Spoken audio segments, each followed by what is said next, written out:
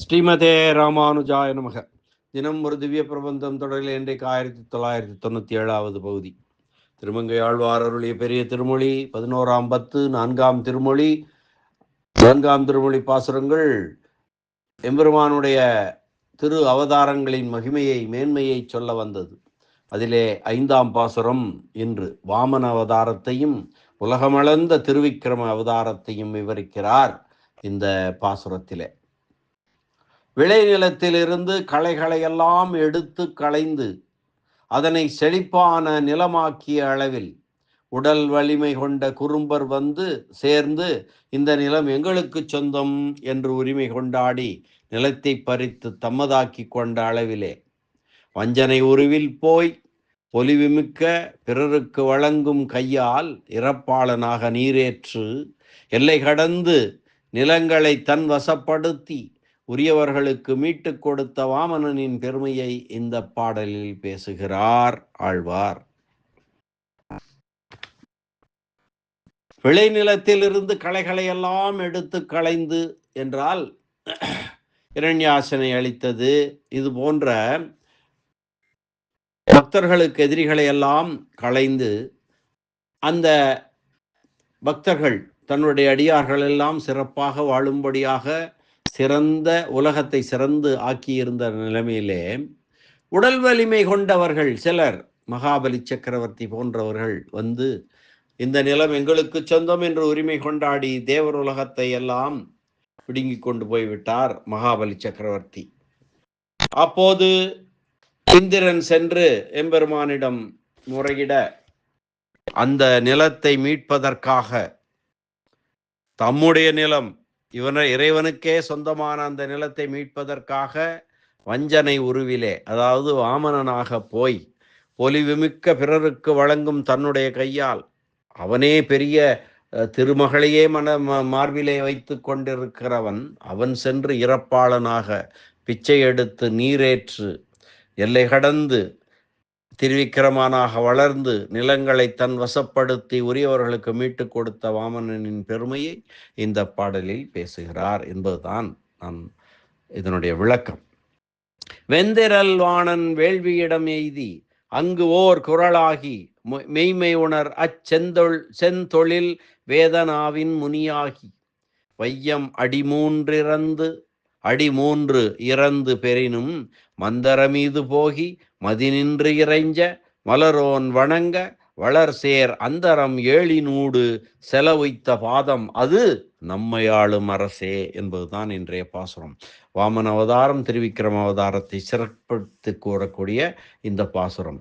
வெந்திரல் வாணன் வேள்வியிடம் எய்தி, மகாபலி சக்கரவர்த்தியின் வேள்வியில் சென்று அங்கு ஓர் குரலாகி சிறிய குரலனாக குட்டை வடிவத்திலே வாமன அவதாரத்திலே எடுத்து வாமனனாக மெய்மை உணர செந்தொழில் வேதனாவின் முனியாகி வையம் அடிமூன்று இறந்து பெறினும் 3 அடி வேண்டும் என்று பிச்சை எடுத்து அந்த பூமியிலே 3 அடியை பெற்றும் மந்தரம் மீது போகி மதி நின்று இறைஞ்ச மலரோன் வணங்க. மலரோன் என்றால் பிரம்மன், சத்தியலோகத்தில் இருக்கிறான். அந்த அளவிற்கு இவன் வளர்ந்து விட்டான். அப்படிப்பட்ட நிகழ்ச்சி நடக்கும் போது மலரோன் வணங்கினான். அதைத்தான் சொல்லுகிறார். சந்திரன் நின்று இறைஞ்ச மதி நின்று இறைஞ்ச மலரோன் வணங்க வளர் சேர் அந்தரம் ஏழினூடும் 7 உலகங்களோடும் செலவைத்த பாதம் அது நம்மை ஆளும் அரசே என்கிறார். இந்த பாசுரத்திற்கான பதவுரை பார்க்கலாமா?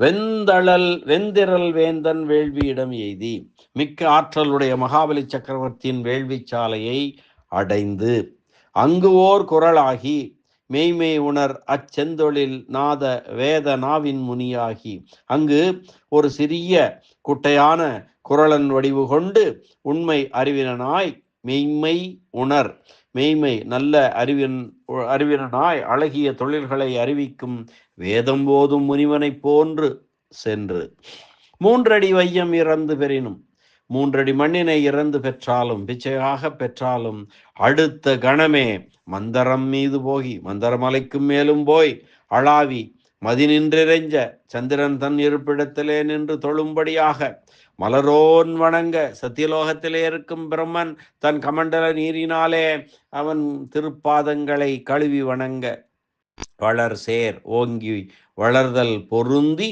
அந்தரம் ஏழினூடு செலவித்த பாதம் அது. மேலுலகங்கள் ஏழிலும் உள்ளே போகும்படியாக அளந்த, ஏழிலும் 7 உலகங்களையும் அளக்கும்படியாக அளந்த அவன் திருவடி நம்மை ஆளும் அரசு. அப்போது அதன் தொடர்பு பெறாத நம்மை இப்பொழுதும் காக்க கடவது. அப்போது நாம் இல்லை, அந்த திருவிக்கிரம அவதாரம் எடுத்த காலத்திலே நாம் இல்லை, இப்போதும் அந்த பாதங்கள் நம்மளை காக்கும் என்பதாம் அந்த பதவுரை. இனி இந்த பாசுரத்தினுடைய கருத்தை தொகுப்பு உரையாக பார்க்கலாம். கொடிய வலிமையுடைய மகாபலி சக்கரவர்த்தியின் யாக பூமியிலே அழகிய வாமனமூர்த்தியாக எழுந்தருளி இவன் உண்மையான யாசகன் என்று மாவலி தெரிந்து கொள்ளும்படியாக நல்ல அனுஷ்டானங்களில் உபயோகப்படுகின்ற வேதத்தினை நாவினால் உச்சரிக்கின்ற முனிவரைப் போல நின்று 3 அடி நிலத்தை யாசித்து பெற்றவுடனே, கையிலே நீர் வார்க்கப்பட்டு பெற்றவுடனே திருவிக்கிரமனாக வளர்ந்து வானத்துக்கு மேலே போய் அளாவி சந்திரன் நின்று தொழும்படியாகவும் 4முக கடவுள் வணங்கும்படியாகவும் வளர்ந்து செல்வதாய் மேலுலகங்கள் 7னுள்ளும் செல்லும்படி நடத்த பெற்ற அவனது திருவடியானது நம்மை பாதுகாக்க கடவது என்கிறது. வாமன அவதாரத்தையும் திருவிக்கிரம அவதாரத்தையும் ஒரு சேர அனுபவித்து பேசும் பாசுரம் இது. மகாபலி கொடை செய்வதிலே மிக்க பிரசித்தி பெற்றிருந்தவன். மகாபலி சக்கரவர்த்தி மிகவும் வல்லன்மை கொண்டவன். அவன் தேவர்களின் குடியிருப்பை அளிக்கும்படியான மிக்க திரள் கொண்டிருந்ததனால் வெந்திரல் வாணன் என சொல்லப்பட்டது என்ற பட்டம் அடைமொழி அவனுக்கு தரப்பட்டது. அவனுடைய வேள்வி பூமியிலே, அந்த மகாபலி சக்கரவர்த்தியின் வேள்வி சாலையிலே வாமனமூர்த்தி எழுந்தருளும் போது வேத வாக்கியங்களை சொல்லிக்கொண்டே எழுந்தருளினாராம். அப்படி எழுந்தருளினமையால் வேதனாவின் முனியாகி என்று சொன்னார். இவன் உண்மையான பிரம்மச்சாரிதான், யாசகம் செய்யவே வந்திருக்கிறான் என்று மகாபலி நினைக்கும்படியாக செய்த செயலாதலால் மெய்மை உணர, உண்மை உணர என்று சொல்லப்பட்டது. செந்தொழில் வேதம், வேள்வி முதலிய நல்ல அனுஷ்டானங்களுக்கு உபயோகப்படுகிற வேதம் செந்தொழில் வேதம். முன்னொடிகள் 2ஆலும் வாமன அவதார செயலை பேசி பின்னடிகளிலே திருவிக்கிரம அவதார செயலை பேசுகிறார். இந்த பின்னடியையே திருநெடுந்தாண்டகம் 5வது பாசுரத்திலே ஒன்மிதியில் புனலுருவி ஒருகால் நிற்ப ஒருகாலும் காமரு சீர் அவுணன் உள்ளத்து என்மதியும் கடந்து அண்டம் மீது போகி இருவிசும்பி நூடு போய் எழுந்து மேலை தன்மதியும் கதிரவனும் தவிர ஓடி தாரகையின் புறந்தடவி அப்பால் மிக்கு மண் முழுதும் அகப்படுத்து நின்ற எந்தை மலர்புறையும் திருவடியே வணங்கினேனே என்ற பாசுரத்தில் இந்த ஆழ்வாரே பண்ணி உரைத்திருப்பதை காணலாம். மீண்டும் ஒரு முறை அந்த பாசுரத்தை படிக்கலாம், வாசிக்கலாம். ஒன்மிதியில் உணலுருவி ஒருகால் நிற்ப ஒருகாலும் காமரு சீர் அவுணன் உள்ளத்து என்மதியும் கடந்து அண்டம் மீது போகி இரு விசும்பி நூடு போய் எழுந்து மேலை தன்மதியும் கதிரவனும் தவிர ஓடி தாரகையின் புறந்தடவி, தாரகை என்றால் நட்சத்திரங்கள் தாரகையின் புறந்தடவி அப்பால் மிக்கு மண் முழுதும் அகப்படுத்து நின்ற எந்தை, எல்லா உலகத்தையும் தன் 3 அடிகளாலே 2 அடியிலே எல்லாவற்றையும் அகப்படுத்தி நின்ற எந்தை மலர்புறையும் திருவடியே வணங்கினேனே என்று திருநெடுந்தாண்டகத்திலே அற்புதமாக கூறியிருப்பார். இனி வியாக்கியான சக்கரவர்த்தி பெரியவாச்சான் பிள்ளையினுடைய உரை இந்த பாசுரத்திற்கானது பார்க்கலாம்.